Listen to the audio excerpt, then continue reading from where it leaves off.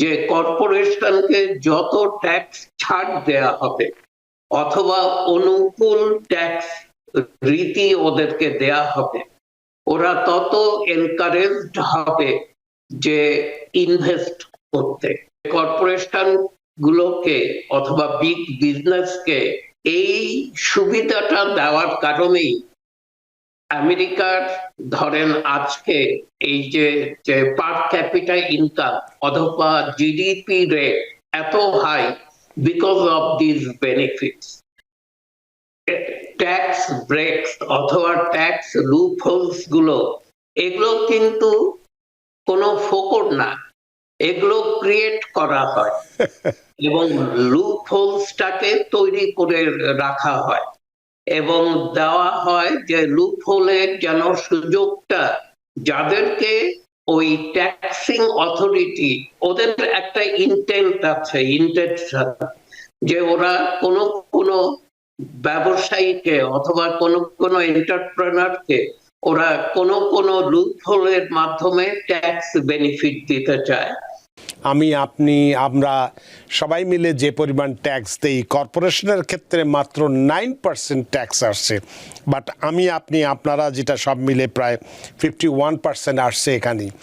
তো এই আমি আপনি আপনারা ছাড়া কর্পোরেশন তারাই তো সবচেয়ে বড় ধনী মানুষ, তাদের পেছনে এত কম তারা ইনকাম করছে অনেক বেশি। আপনি বলেছেন যে যাদের ইনকাম বেশি তারা করবে বেশি ট্যাক্স দেয়, বেশি যাদের ইনকাম কম ট্যাক্স কম দেয়। তো এই কর্পোরেশন যারা অনেক বড় ট্রিলিয়ন ট্রিলিয়ন ডলারের মালিক, যেমন আমাদের ইলন মাস্কের কথাই যদি বলি, এই বছর উনি ট্রিলিয়ন ডলারের সম্পদের মালিক হতে যাচ্ছেন, কিন্তু সে তুলনায় তো উনি যদি ট্যাক্স দিতেন তাহলে তো অনেক বিষয়। তাহলে এইরকম কর্পোরেশনের মালিক যারা আছেন, বড় বড় ব্যবসায়ী মালিক যারা আছেন, কেন তাদেরকে কম দেওয়ার পেছনে কারণটা কি? ধন্যবাদ রানা ভাই, খুব ভালো প্রশ্ন। এই কারণে যে এটার পিছনে দুটো যুক্তি আছে। দুই ক্লাস অফ ইকোনমিস্ট, তারা দুই ধরনের যুক্তি খাড়া করেন। এক ধরনের এক গ্রুপ অফ ইকোনমিস্ট তারা বলছেন যে কর্পোরেশনকে যত ট্যাক্স ছাড় দেয়া হবে অথবা অনুকূল ট্যাক্স রীতি ওদেরকে দেয়া হবে, ওরা তত এনকারেজড হবে যে ইনভেস্ট করতে এবং তারা ইকোনমিকে দাঁড় করাতে বিরাট একটা ভূমিকা পালন করে। সেই কারণেই ট্রাম্প প্রথমবার এসে, প্রেসিডেন্ট ট্রাম্প, উনি এই কর্পোরেশন ট্যাক্সকে কমিয়ে এনেছিলেন। 28% ছিল, যেটাকে কমিয়ে 21% এনে দাঁড় করিয়েছে এবং এখনো সেটাই আছে। সেখানে উন্নত বিশ্বে আমরা অ্যাভারেজ করে দেখেছি কর্পোরেট ট্যাক্স রেট হচ্ছে সামহার অ্যারাউন্ড 40%। আরেক গ্রুপ অফ ইকোনমিস্ট, আপনি যেই কথাটা বললেন তারা আপনার সাথে একমত। তারা বলছে যে সবচেয়ে বেশি বেনিফিট পাচ্ছে তারা, তাদেরকে সবকিছুতেই ফেভারেবলি তাদেরকে কনসিডার করা হয় নানা অর্থে, নানাভাবে। কিন্তু সরকারের যখন রাজস্ব আদায়ের বিষয়টা আসবে তখন কেন তারা এত পিছিয়ে থাকবে? দেশ শুড কাম ফরওয়ার্ড এবং তারাও তাদের ফেয়ার যে কন্ট্রিবিউশন সেটা দেওয়া উচিত এবং মোট রাজস্বের তারা মনে করে মিনিমাম 30% আসা উচিত কর্পোরেট ট্যাক্স থেকে। কিন্তু আনফরচুনেটলি সেটা কিন্তু 10%-এরও নিচে, 9% তারা এই মুহূর্তে পে করছে। এটার একদিক দিয়ে ব্যাখ্যা দেওয়া হয় এইভাবে যে কর্পোরেশন গুলোকে অথবা বিগ বিজনেসকে এই সুবিধাটা দেওয়ার কারণেই আমেরিকার ধরেন আজকে এই যে পার ক্যাপিটা ইনকাম অথবা জিডিপি রেট এত high because of this benefits.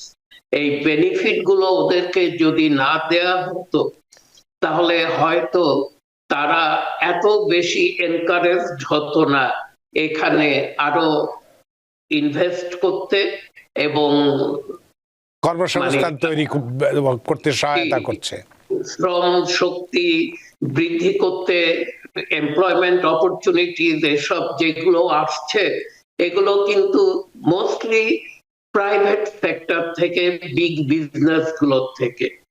যেমন ধরেন আন্ডার ডেভেলপড কান্ট্রিতে সাধারণত সবচেয়ে বড় এমপ্লয়ার হচ্ছে গভর্নমেন্ট।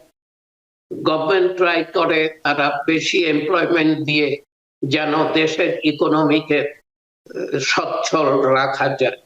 কিন্তু আমেরিকার মতো ডেভেলপড কান্ট্রিগুলোতে মোটামুটি প্রাইভেট সেক্টরই হচ্ছে বড় এমপ্লয়ার, এবং প্রাইভেট সেক্টরকে ওর জন্য সচল রাখতে, সচ্ছল রাখতে এই ছাড়টা দেয়া হয়েছে। যদিও এটা বেশি কম, আরেকটু বাড়ানো উচিত। এইবার বিগ বিউটিফুল বিলের সময় আমরা শুনেছিলাম যে কর্পোরেট ট্যাক্স রেটকে কমিয়ে 15% আনা হবে 21 থেকে, কিন্তু সেটা হয়নি, ওটা 21-এই আপাতত আছে। তবে হয়তো পরবর্তীতে কোনো এক সরকার এসে এটাকে 28 অথবা 30 কাছাকাছি নিয়ে আসবে।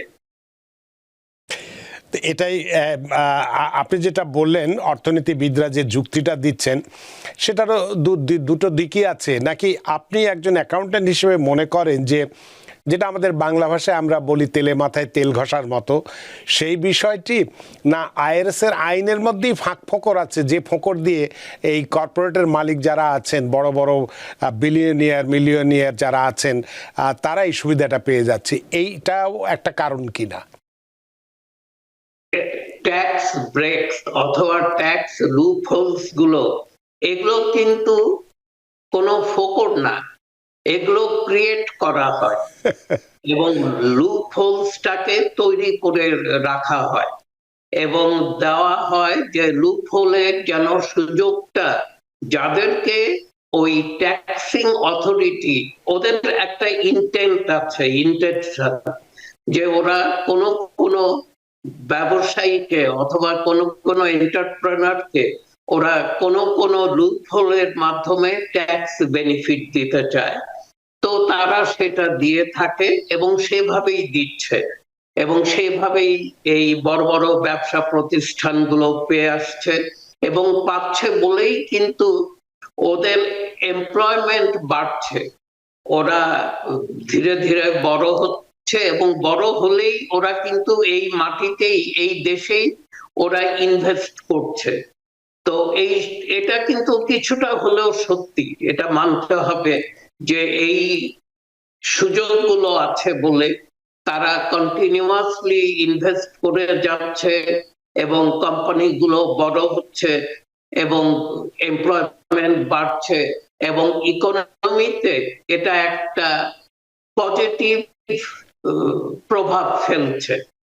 তো অতএব এটা ঠিক মানে অস্বীকার করার উপায় নেই, কিন্তু হ্যাঁ আমি পক্ষপাতী যে ওদের রেটটা আরেকটু হাই হওয়া উচিত। 21%, যেখানে অন্যান্য উন্নত বিশ্বে এটা 40% ট্যাক্স রেট। তো সেখানটায় আমরা এই দুটোর মাঝামাঝি কোথাও গিয়ে যেন দাঁড়ালে বোধহয় ভালো হয়। আমি সেটার পক্ষপাতী যে 28 আগে যেটা ছিল সেখানেই ফিরে যাওয়া, অথবা 30 কাছাকাছি কোথাও থাকলে এটা মানে সাধারণ মানুষের উপর যেমন একটু বোঝা পড়ে, সেই বোঝাটা হয়তো কিছুটা লাঘব হবে।